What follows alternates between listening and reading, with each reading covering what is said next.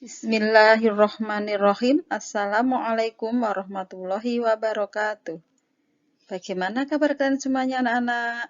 Semoga kalian semua pada pagi hari ini dalam kondisi yang sehat walafiat ya.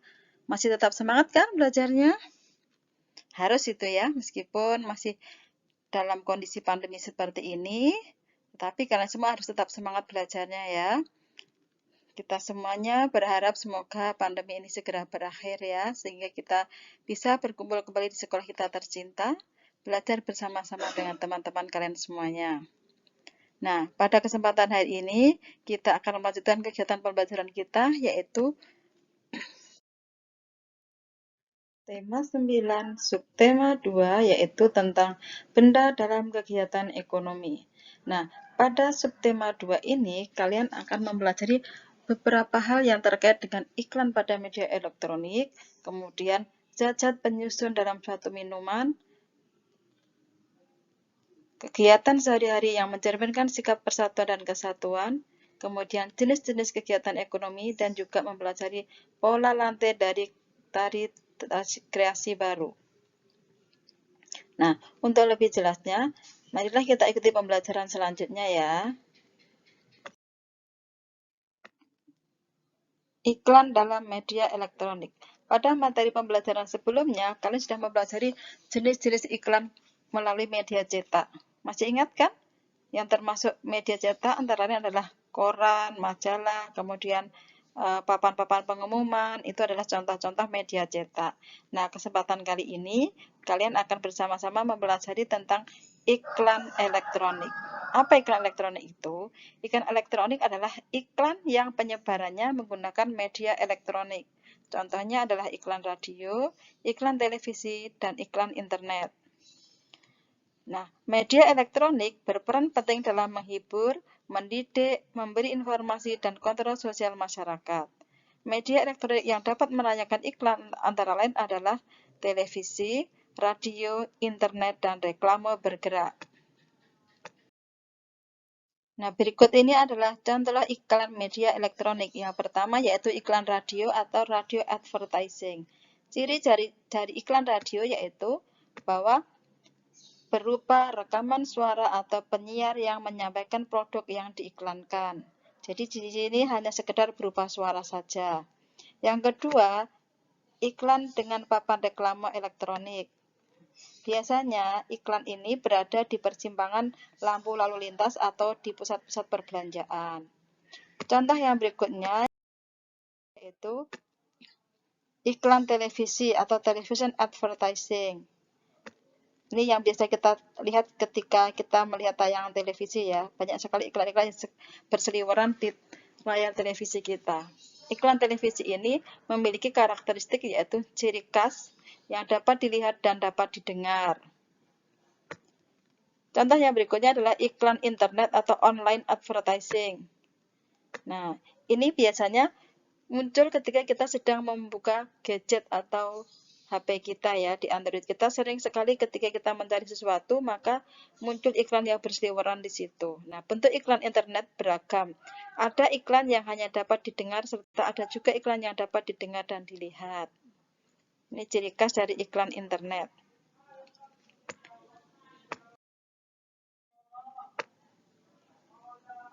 Nah, sekarang apa sih ciri-ciri iklan media elektronik itu?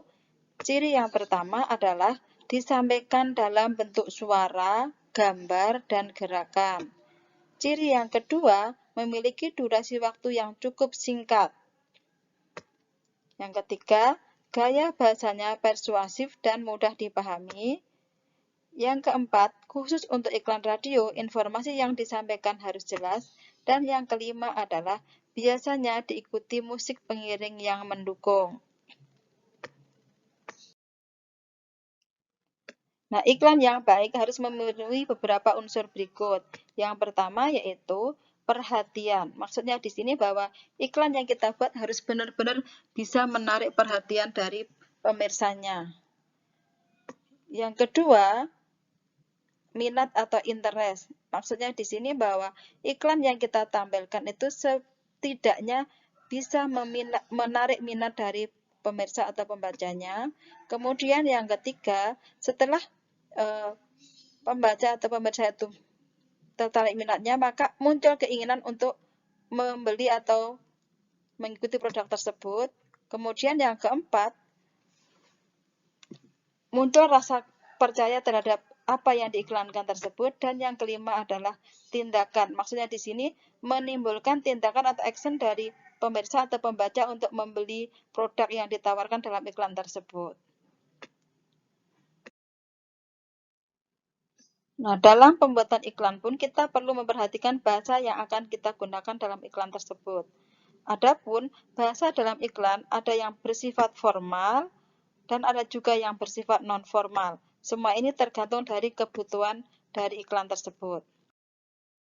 Selanjutnya, ciri-ciri bahasa iklan elektronik. Yang pertama yaitu menarik, tepat, logis, dan sopan. Jadi, diupayakan bahasa yang kita gunakan dalam membuat iklan elektronik itu tidak bertele-tele dan tidak berbelit-belit ya. Singkat, tepat, menarik, logis, dan sopan.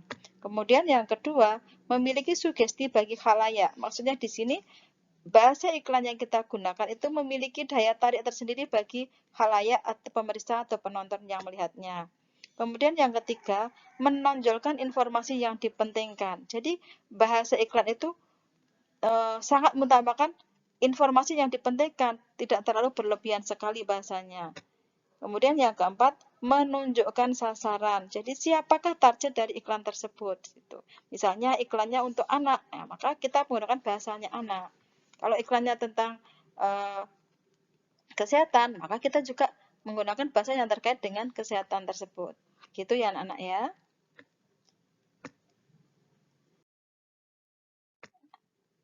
Nah, ini coba perhatikan iklan berbagai minuman kemasan ini ya. Dari contoh iklan ini, kalian bisa melihat ada air mineral, ada teh kemasan, dan ada kopi. Berbagai jenis minuman ini mempunyai kandungan atau penyusun zat yang berbeda-beda. Ada yang tersusun dari zat tunggal, ada yang tersusun dari campuran homogen, ada juga yang tersusun dari campuran heterogen. Apa sih bedanya dari zat-zat penyusun tersebut? Marilah kita pelajari lebih lanjut. Zat-zat penyusun minuman. Ada dua macam zat, yaitu ada zat tunggal dan ada zat campuran. Apa sih zat tunggal itu? Zat tunggal bisa dibedakan menjadi dua. Ada unsur, yaitu zat tunggal yang tidak dapat diuraikan menjadi zat lain melalui reaksi kimia. Contohnya adalah udara atau oksigen. Itu adalah contoh zat tunggal yang merupakan unsur. Zat tunggal yang berikutnya yaitu senyawa, yaitu zat tunggal yang dapat diuraikan menjadi dua zat atau lebih melalui reaksi kimia. Contohnya adalah air. Ini terdiri dari dua zat, yaitu oksigen dan hidrogen. Setelah bereaksi kimia menjadi H2O atau air. Zat penyusun minuman yang kedua adalah campuran. Campuran itu dibedakan menjadi dua, yaitu ada campuran homogen dan ada juga campuran heterogen. Campuran homogen yaitu campuran dua zat atau lebih yang terlarut sempurna. Kemudian yang berikutnya adalah campuran heterogen, yaitu campuran dua zat atau lebih yang tidak terlarut sempurna. Untuk lebih jelasnya, kita lanjutkan pembahasan berikutnya ya. Contoh campuran. Yang pertama yaitu contoh campuran homogen. Maksudnya di sini antara zat pelarut dan zat terlarutnya itu tidak bisa dipisahkan kembali. Misalnya adalah campuran dari berbagai macam jenis jus buah ya. Bisa jus stroberi, jus mangga, jus anggur, jus melon, dan lain sebagainya. Ketika sudah menjadi campuran antara sari-sari buah tersebut dengan air dan gula, maka campuran tersebut tidak bisa dipisahkan lagi, mana stroberinya, mana airnya, atau mana gulanya. Ini adalah contoh campuran yang homogen. Yang kedua, larutan oralit yang berasal dari campuran air dengan serbuk oralit. Setelah menjadi larutan sempurna, maka antara oralit dan air tidak bisa dipisahkan lagi. Kemudian contoh yang ketiga adalah alkohol 70% yang bisa kita gunakan untuk membersihkan luka ya. Nah, alkohol ini berasal dari campuran alkohol murni yang diencerkan dengan air. Setelah kita encerkan menjadi sebuah larutan yang bercampur menjadi satu, maka antara alkohol dan air ini tidak bisa kita pisahkan lagi. Ini yang dikatakan sebagai campuran yang homogen. Artinya antara zat pelarut dan terlarutnya tidak bisa dipisahkan kembali. Paham ya anak-anak ya? Yang berikutnya adalah contoh campuran heterogen, yaitu campuran yang antara zat pelarut dan zat terlarutnya masih ada perbedaan atau bisa dipisahkan kembali. Contohnya adalah ketika kita membuat kopi, sesaat setelah kita aduk menjadi suatu campuran, kemudian kita diamkan, maka akan terbentuk endapan kopi di dasar gelas. Nah, jadi sini nampak antara zat pelarut dan zat terlarutnya itu masih bisa dibedakan atau masih bisa dipisahkan kembali. Kemudian contoh yang berikutnya adalah air dan minyak. Ini nampak jelas sekali bahwa campuran air dan minyak ini merupakan campuran yang heterogen, artinya antara minyak dan air masih bisa dipisahkan. Yang ketiga contohnya adalah rendaman beras. Ketika kita merendam beras, maka akan nampak endapan beras di bagian dasar wadah, sedangkan airnya akan nampak di atas. Jadi di sini antara zat pelarut dan zat terlarutnya masih ada nampak perbedaannya, sehingga masih bisa kita pisahkan lagi. Berbeda dengan campuran yang homogen. Kalau campuran homogen, setelah kita campur menjadi satu, maka tidak bisa kita pisahkan lagi antara zat pelarut dan zat terlarutnya. Itu ya anak-anak ya, bisa dipahami ya.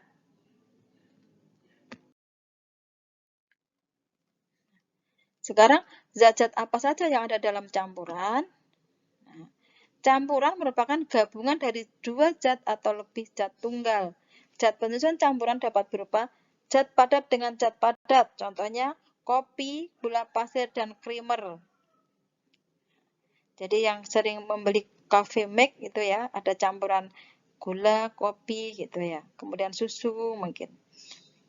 Yang berikutnya, zat padat dengan zat cair. Contohnya adalah garam dan air, kemudian air gula.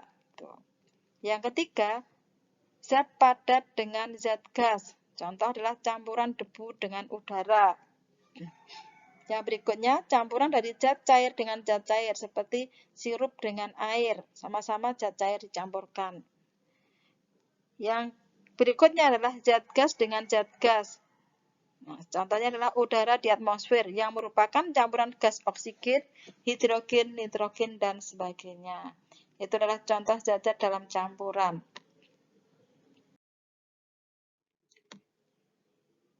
Nah, sekarang mari kita pelajari ciri-ciri campuran. Yang pertama, campuran tersusun dari dua atau lebih unsur atau zat. Yang kedua, campuran bisa dipisahkan menjadi zat-zat penyusunnya. Kemudian, perbandingan massa zat penyusun campuran tidak tetap. Dan yang keempat, sifat campuran sama dengan sifat zat-zat penyusunnya.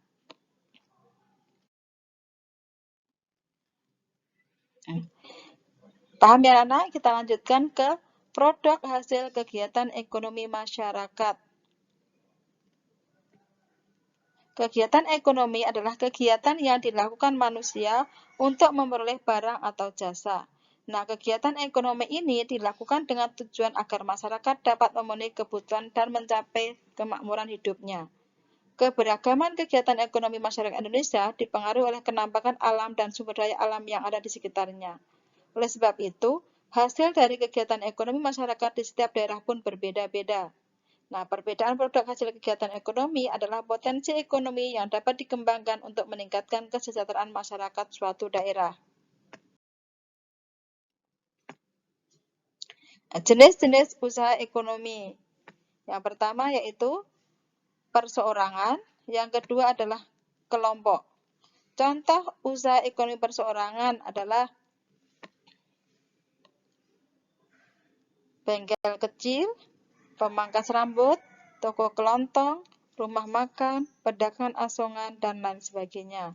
Sedangkan contoh jenis usaha ekonomi dalam bentuk kelompok adalah CV, firma, perseroan terbatas atau PT, koperasi, dan lain sebagainya. Masing-masing usaha ekonomi itu mempunyai kelebihan dan kekurangannya masing-masing. Mari kita pelajari satu persatu. Kelebihan dan kekurangan usaha perseorangan yaitu, satu, untuk kelebihannya adalah pemilik dapat mengembangkan usahanya sesuai dengan keinginannya tanpa tergantung pada orang lain. Yang kedua, keuntungan yang diperoleh dapat dinikmati sendiri, jadi tidak harus berbagi dengan orang lain. Yang ketiga, pengambilan keputusan dapat dilakukan dengan cepat, karena di sini keputusan ada di tangan pribadi tanpa harus menggunakan musyawarah. Sedangkan kekurangannya atau kelemahannya yaitu, satu, modal dan kemampuan terbatas. Yang kedua, kreativitas usaha juga terbatas. Yang ketiga, resiko dan kerugian usaha ditanggung sendiri. Sedangkan untuk usaha kelompok, kelebihannya adalah, satu, modal lebih banyak karena berasal dari beberapa orang. Yang kedua, resiko dan kerugian usaha ditanggung bersama. Dan yang ketiga, ide dan kemampuan usaha lebih banyak karena di sini ada banyak kepala atau banyak orang. Sedangkan kekurangannya adalah, yang pertama, pengambilan keputusan harus sesuai dengan kesepakatan bersama. Jadi butuh musyawarah mufakat terlebih dahulu. Yang kedua, keuntungan dibagi dengan pemilik modal lainnya, karena ini merupakan usaha kelompok yang modalnya didapatkan dari beberapa orang. Dan yang ketiga, kelangsungan usaha tidak menentu karena rawan perbedaan pendapat antar pemilik modal. Jadi mungkin terjadi persaingan yang tidak sehat antara pemilik modal yang satu dengan yang lainnya, sehingga menjadi kelangsungan usaha kelompok menjadi tidak menentu. Itu adalah kelebihan dan kekurangan dari usaha kelompok. Kalian mempelajari tentang usaha-usaha ekonomi, maka agar usaha ekonomi itu bisa berjalan dengan lancar, dibutuhkan saling pengertian satu sama lain sehingga terbentuk kesatuan dan persatuan. Sehingga apabila persatuan dan kesatuan tercipta, maka kerukunan hidup antar semua warga dan masyarakat di dalam berbangsa dan bernegara itu akan terjamin. Apa sih pentingnya persatuan dan kesatuan bangsa itu? Persatuan dan kesatuan bangsa mengandung arti bersatunya beraneka ragam corak menjadi satu kebulatan yang utuh dan serasi. Ada beberapa contoh sikap untuk memelihara persatuan dan kesatuan. Yang pertama yaitu memiliki perasaan sebagai satu bangsa dan satu tanah air, walaupun berbeda suku, budaya, dan agama. Kita ketahui bersama bahwa masyarakat Indonesia terdiri dari berbagai macam suku, budaya, bangsa, adat, istiadat, dan agamanya. Namun semua itu bisa bersatu padu karena saling menghormati satu sama lainnya. Contoh sikap yang kedua yaitu mencintai dan melestarikan budaya daerah untuk memperkuat budaya nasional. Ini adalah contoh sikap untuk memelihara persatuan dan kesatuan. Nah, agar persatuan dan kesatuan bangsa tercipta, maka harus kita mulai dari menjaga persatuan dan kesatuan di lingkungan rumah. Sikap yang harus kita kembangkan untuk menjaga kerukunan dalam perbedaan di lingkungan rumah antara lain, yang pertama, saling menghormati dan menghargai. Yang kedua, tidak mementingkan diri sendiri. Dan yang ketiga, tolong-menolong dan saling bekerja sama. Jadi dalam hal ini, kita sebagai seorang anggota keluarga dan anggota masyarakat, tidak boleh mementingkan diri sendiri atau egois. Apapun itu, perbedaannya kita harus saling menjaga dan menghormati satu sama lainnya.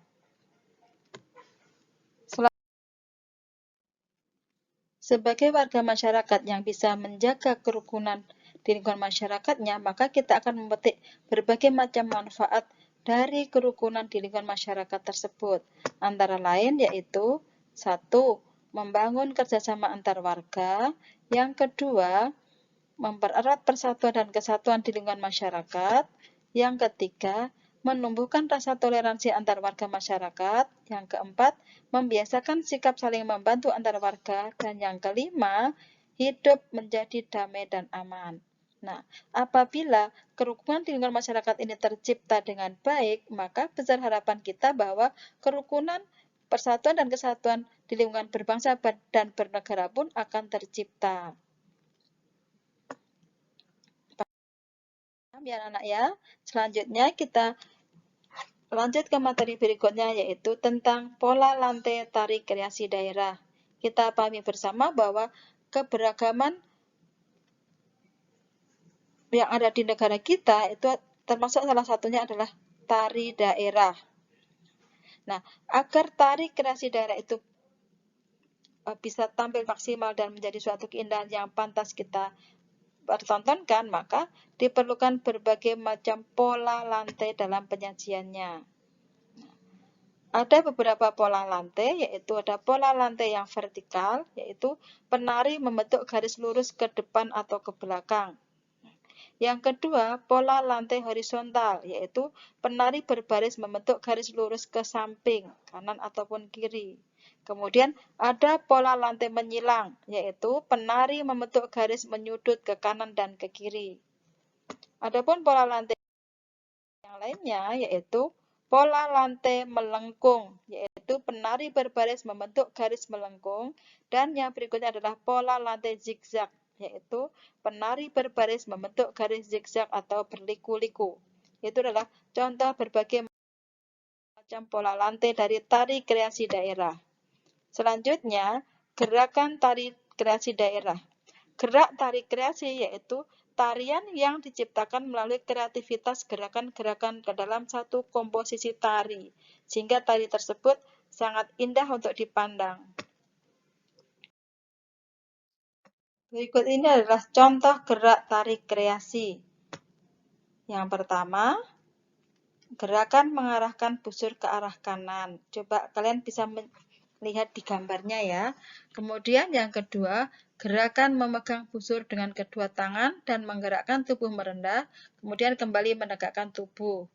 Yang selanjutnya, gerakan memegang busur dari ke arah kiri dan berlari kecil sambil membentuk lingkaran. Ini adalah contoh-contoh gerak tari kreasi pada tari pemanahan ya. Nah, untuk lebih jelasnya kalian bisa mempelajari lagi di dalam buku paket siswa yang sudah Ustazah bagikan ya. Untuk pembelajaran kali ini, insya Allah sampai di sini dulu. Semoga kalian semua bisa memahaminya. Ustazah berpesan, tetap jaga kesehatan, tingkatkan ibadahnya. Ustazah akhiri, Assalamualaikum warahmatullahi wabarakatuh. Thank you.